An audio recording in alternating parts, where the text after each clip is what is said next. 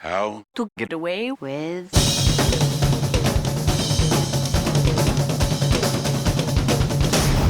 murder.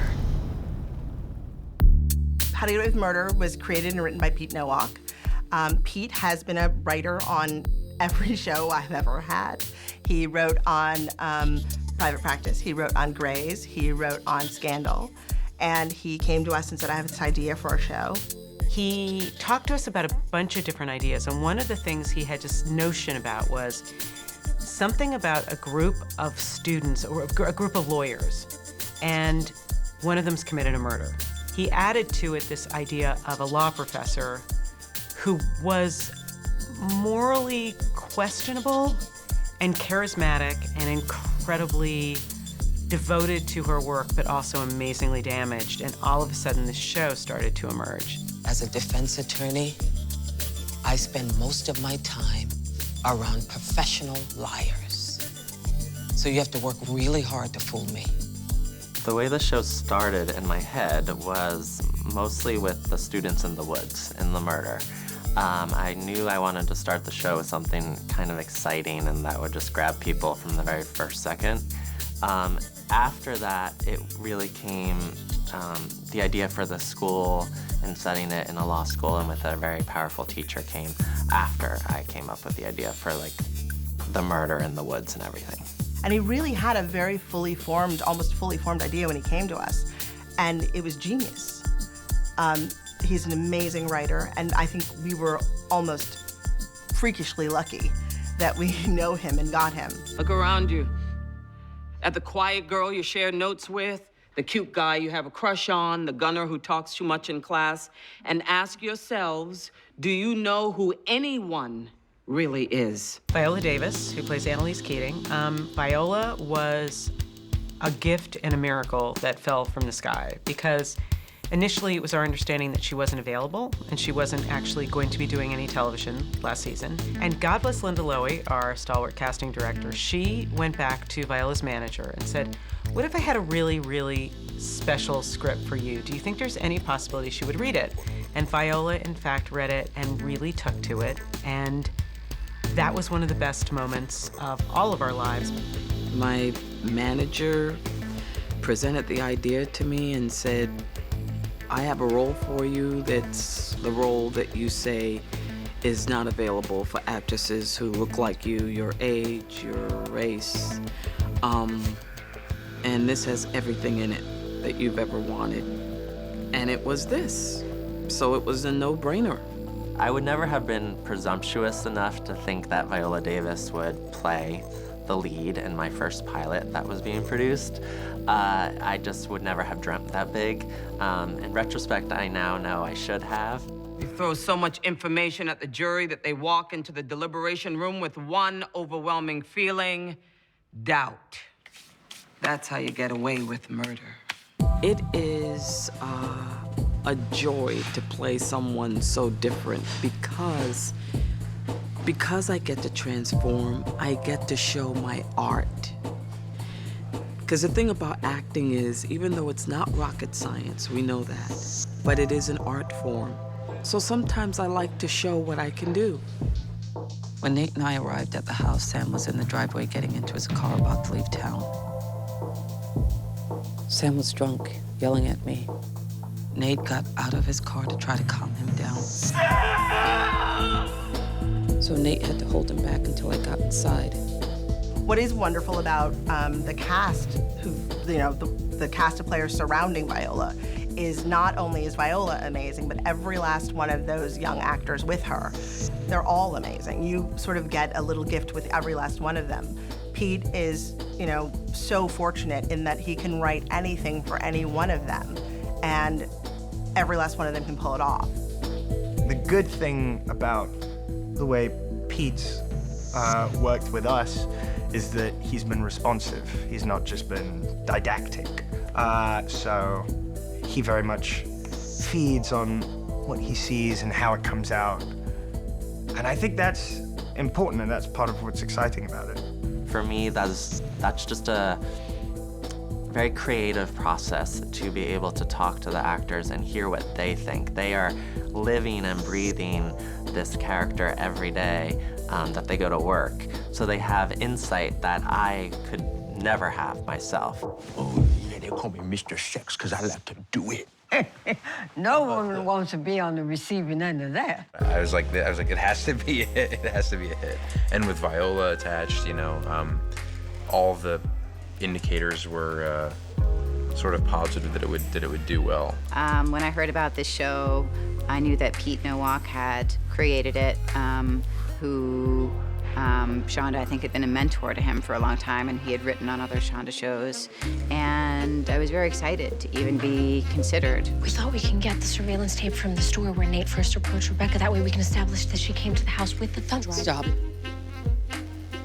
I want to say good job and hand you each a trophy and tell you that this plan is going to work, but it won't. When we first meet Bonnie, she has a very small presence in the pilot. You get to know right away that she is one of Annalise's core people. Frank Delfino, who also works in the law office. You're a misogynistic ass. Stop screwing the students. Frank is a very mysterious guy, and you don't know. You assume he's one thing, but then he'll show you this layer of vulnerability and peel a little bit back and a little bit back, but then he'll sort of reset the whole thing by doing something that is typical of what you think he would do. You know, whatever felony or what have you. Frank, take who you need. You two, prom queen and douche face. Come with me. I received an email from Pete asking me, the character was called Laurel Wilding. And I received an email saying if I was interested in making her Latin. And I said I would love to do that, only if that is not a thing. She happens to be Latin. We might know that, we might not further on, but it's not the thing that makes this person. ¿Sabes qué? Te puedes ir de la mesa, por favor. Váyate. ¿No te interesa saber lo que tu hija está haciendo? Laurel. Speak up more. I like your ideas. I'd watch out for Mr. Gibbons and Miss Castillo here.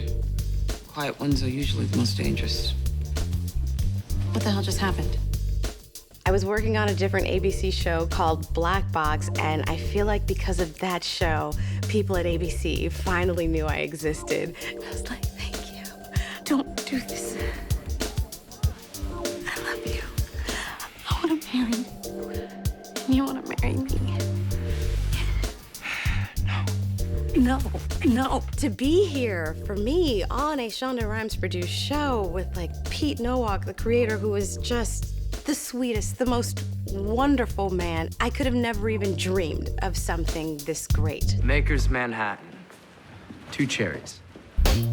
My audition scene for the job was the bar scene we see in the pilot where Connor meets this IT guy, Oliver, and he buys him a drink. It just sort of bleeds off the page how confident this guy is. Your coworkers seem to want a show, so just say the word and we can start making out. And I'm not that confident, so it was, you know, a bit of acting to muster sort of that confidence and that bravado that I think Connor has. And I think that's probably my favorite part about playing him is I get to sort of, you know, pretend like I'm as charming and confident as he is. The dumb strippers upstairs must have flushed their drugs down the toilet because now there's disgustingness coming out of my shower drain. Can I use yours? I'll just be a minute. I can't sleep till I've washed all the beer and frat boy stench off of me. What I admire about Rebecca, she doesn't have a support system, she doesn't have an easy life, she's constantly questioned and betrayed by the people that she cares about.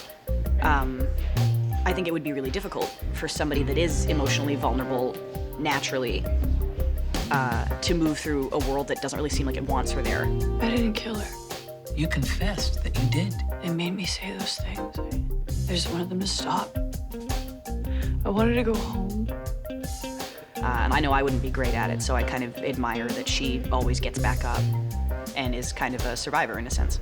That's who you are. Some scared little girl who pretends to be strong, but is really just weak and selfish. I did everything I could to protect You've done you! nothing to make my life miserable. For me, I feel like there have been some epic scenes. The fights that she has with her husband, who's played by Tom Verica, have been epic. And I mean that in the sense that I feel like they feel like real fights that two people who are, their marriage is dying and in a terrible place would have. When I got that script, it was, you know, it was a knockdown, drag-out fight that went on for 5 or 6 pages, and through all different parts of the house. That is definitely the most memorable because it felt most like a play, kind of like theater in a way, because it really was all happening real time. Certainly first on most people's list is a tie between What's Your Penis Doing on a Dead Girl's Phone, which is preceded by one of the most amazing things I've ever seen on TV, which is her taking off her wig and her makeup and cleaning herself and staring in the mirror. The scene where I took off my wig and took off my makeup, I felt was a very private moment. And it's, you know, it's one of the building blocks of acting is being private in public. And I just thought it was really important to see this woman preparing herself for bed at night. And there's something very vulnerable about the act. And it's something that I haven't seen in network TV. You know, I wanted her to kind of look like those women that we usually marginalize. That scene, I think, basically in some way changed television and the way women are viewed on television. She did something I've never seen a woman do on television before. She unveiled and unmasked herself. And that was a feminist moment. It was a powerful woman of color moment. It was an epic moment. And Viola was all in for it. I told her about you. She wants me to be happy. I said I'd tell her the same thing if it was me in the hospital.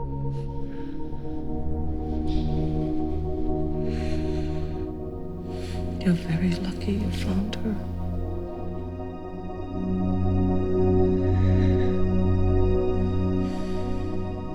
I hadn't worked with Shonda before How to Get Away with Murder, so I wasn't really familiar with her specific flavor, you know, style.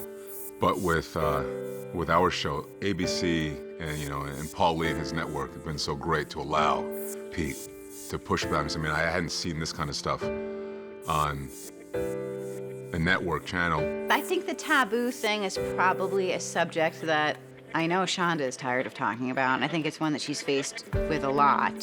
And I think it gets so easily confused because I think Shonda and Pete are just trying to tell real stories, creating these characters who aren't just one thing. I don't think that it was ever the intention to push the envelope in any way. I think that the objective from the beginning has been to create real characters. To get to do what I love to do, to act for a living, and then to get to do it on a show that can, you know, is helping to make a change and make a difference, it's just incredible to me. There's nothing better than that, you know. I get to see the world I want to see, this varied place with people being complicated and sometimes treacherous, and it being all types of people from all types of class levels, races, sexes. I think that the fact that they're grounded in character, I feel like that really had people plugged in from day one. This is a completely new experience for me, being on something that is this widely received, whose fan base is this enthusiastic and vocal. This is what it's about. A show like this is why you do it. To get to work with Viola, to get to work with everyone on the show, people you care about, material you care about. It's fantastic. Working with this cast, these young people who just are such a joy to work with, and working with Shonda and Betsy, cool women, and Pete, who's the ultimate collaborator, but also getting to step outside my comfort zone and having a challenge at this part of my career. Some people are fortunate just to work. And I've been able to work and get a role at 49 that wakes me up and is something so different from what people expect from me. So there's a lot of things on the list. It's a joy.